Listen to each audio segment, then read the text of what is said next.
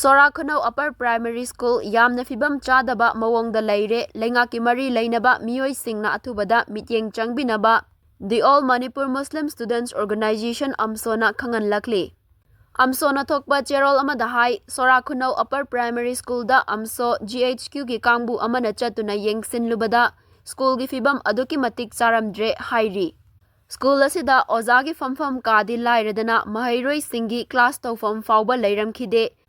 Loinana school asida toilet su leitaba amadi fencing fawba khabidaba thengnaraki hairi Cherol asina hai school asida tamlama mahairoi kaya mama mapa oiba singna school asidagi tokhan khiba fawba yaure makhatana atai mahairoi singsu school asida tamningba fawdabagi fibamda leihaure hairi Amaromda School Authority gi maikaidagi haukiba English singani taranipan gi December kunda school asi ningthina semgat sagat pinaba haiduna aiba cherol piduna Journal Office amadi Education S ki Director da khangan khiba laikre adum oinamak ngasi fawba thabak oina paikhat pibagi wafamdi leitri hairi